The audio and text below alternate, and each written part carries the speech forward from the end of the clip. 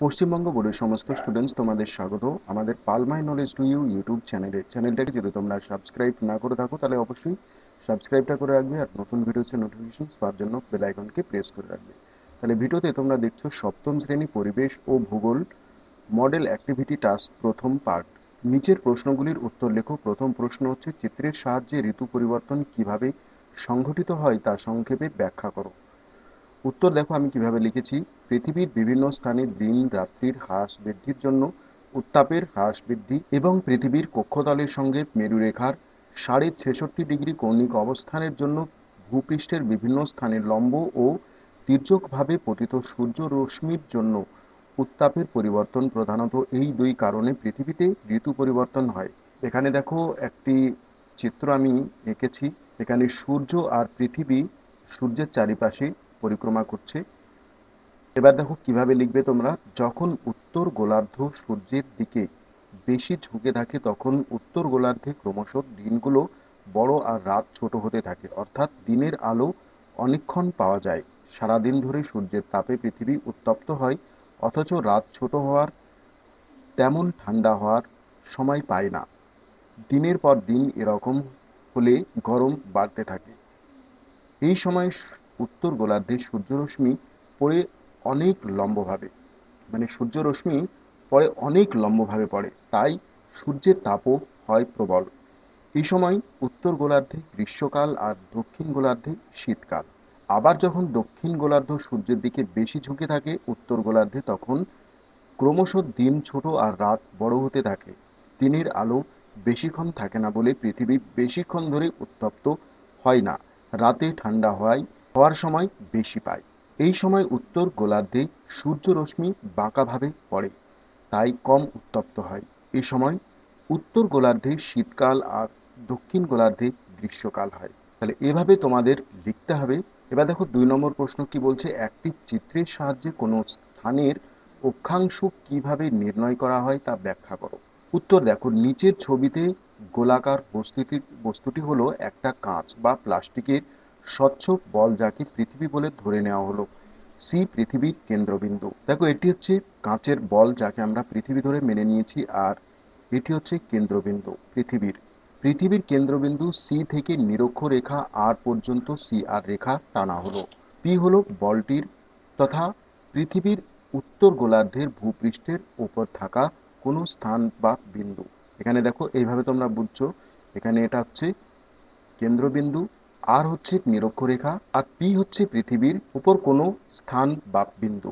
CP ও C আর রেখা C বিন্দুতে 40 degree কোণ তৈরি করেছে। এভাবে তোমরা দেখতে পাচ্ছ 40 ডিগ্রি কোণ তৈরি করেছে, অর্থাৎ কোণ আর সিপি সমান পি সি আর।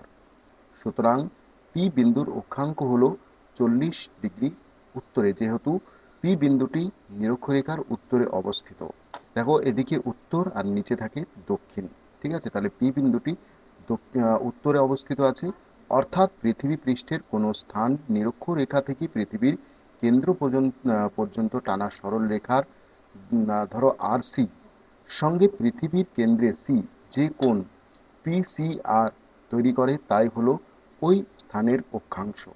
তাহলে দেখো বলেছে একই অক্ষাংশ যুক্ত সমস্ত স্থান পৃথিবীর কেন্দ্রে একই কোণ তৈরি করে, তাই একই অক্ষাংশের স্থানগুলিকে যদি একটা সরল রেখা দিয়ে জুড়ে দেওয়া যায় তবে সেই সরল রেখাটি হবে একটি অক্ষরেখা। এই ক্ষেত্রে ওই অক্ষরেখার মান হবে 40 ডিগ্রি উত্তরে। 3 নম্বর প্রশ্ন হচ্ছে, বায়ুর উচ্চচাপ ও নিম্নচাপের মধ্যে পার্থক্য নিরূপণ করো। তাহলে উত্তরে প্রথমে আমরা দেখব বায়ুর উচ্চচাপ। প্রথম পয়েন্ট হচ্ছে যে সমস্ত অঞ্চলে বায়ুর উষ্ণতা কম, অর্থাৎ পৃথিবীর শীতল অঞ্চলগুলোতে বায়ুর উচ্চচাপ দেখা যায়, যেমন শীতল নাতিশীতোষ্ণ অঞ্চল, মেরু অঞ্চল। 2 নম্বর পয়েন্ট হচ্ছে উচ্চচাপের বায়ু শীতল হওয়ার বায়ু সংকুচিত হয়। 3 নম্বর, বায়ুর নিমজ্জন এর কারণেও বায়ুর উচ্চচাপ সৃষ্টি হয়, অর্থাৎ শীতল অঞ্চলে বাতাস ঠান্ডা ও ভারী হয়ে ভূপৃষ্ঠের কাছাকাছি বায়ু বেশি ঘন হয়, তাই চাপও বাড়ে। 4 নম্বর পয়েন্ট হচ্ছে শীতল ও ভারী বাতাসে জলীয় বাষ্প খুবই কম থাকে, এ কারণে উচ্চচাপ অঞ্চলে সাধারণত মেঘ বৃষ্টি কিছুই হয় না, পরিষ্কার ও শান্ত আবহাওয়া থাকে। এবার দেখো বায়ুর নিম্নচাপের পয়েন্ট নাম্বার 1 হচ্ছে যে সমস্ত অঞ্চলে বায়ুর উষ্ণতা বেশি অর্থাৎ উষ্ণ অঞ্চলগুলিতে বায়ুর নিম্নচাপ দেখা যায়, যেমন নিরক্ষীয় অঞ্চল, ক্রান্তীয় অঞ্চল। 2 নম্বর পয়েন্ট হচ্ছে নিম্নচাপের বায়ু উষ্ণ হাওয়ায় হয় বায়ু প্রসারিত ও হালকা হয়। 3 নম্বর পয়েন্ট হচ্ছে বায়ুর ঊর্ধ্বগমনের কারণেও বায়ুর নিম্নচাপ সৃষ্টি হয়, অর্থাৎ উষ্ণ অঞ্চলে ভূপৃষ্ঠের কাছাকাছি বায়ু হালকা হয়ে উপরের দিকে উঠে যায়, এভাবে ভূপৃষ্ঠের কাছাকাছি বায়ুর ঘনত্ব কমে যায়, তাই বায়ুর চাপও কমে। 4 নম্বর পয়েন্ট হচ্ছে উষ্ণ বায়ু উপরের স্তরের শীতল বায়ুর সংস্পর্শে এলে বায়ুর জলীয় বাষ্প ঘনীভূত হয়ে জলের সূক্ষ্ম ফোঁটা বা বরফের সূক্ষ্ম কণায় পরিণত হয়। এ কারণে নিম্নচাপ অঞ্চলে মেঘ, বৃষ্টি, ঝড়, অশান্ত আবহাওয়া দেখা যায়। 4 নম্বর প্রশ্ন বলছে এশিয়ার উষ্ণমরু ও ভূমধ্য সাগরীয় জলবায়ুর বৈশিষ্ট্যগুলি উল্লেখ করো। তাহলে এভাবে আমরা করেছি। উষ্ণমরু জলবায়ুকে আমরা আগে দেখব। উষ্ণতা হচ্ছে গ্রীষ্মকালে উষ্ণতা থাকে 30 ডিগ্রি সেলসিয়াস থেকে 35 ডিগ্রি সেলসিয়াস এবং শীতকালে উষ্ণতা থাকে 15 ডিগ্রি সেলসিয়াস থেকে 25 ডিগ্রি সেলসিয়াস। পাকিস্তানের জেকোবাবাদ এশিয়ায় উচ্চতম স্থান, তার মানে সেখানে তাপমান হচ্ছে 52 ডিগ্রি সেলসিয়াস। বৃষ্টিপাত, এখানে বৃষ্টিপাত হয় মাত্র 10 থেকে 15 সেন্টিমিটার। এবার দেখি ভূমধ্যসাগরীয় জলবায়ু। উষ্ণতা ও গ্রীষ্মকালে উষ্ণতা থাকে 21 ডিগ্রি সেলসিয়াস থেকে 27 ডিগ্রি সেলসিয়াস এবং শীতকালে উষ্ণতা থাকে 5 ডিগ্রি সেলসিয়াস থেকে 10 ডিগ্রি সেলসিয়াস। স্থানীয় শীতল বায়ু মাঝে মাঝে প্রবাহিত হয়। বৃষ্টিপাত দেখি, শীতে বৃষ্টি হয়, বৃষ্টির পরিমাণ 50 থেকে 100 সেন্টিমিটার। পশ্চিমা বায়ু কারণে বৃষ্টি হয়। তাহলে এখানেই কোশ্চেন পেপারটা সমাপ্ত হলো। আশা করি উত্তরগুলি তোমাদের ভালো লেগেছে।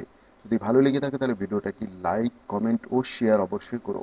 তাহলে দেখা হবে পরবর্তী ভিডিওতে। ধন্যবাদ।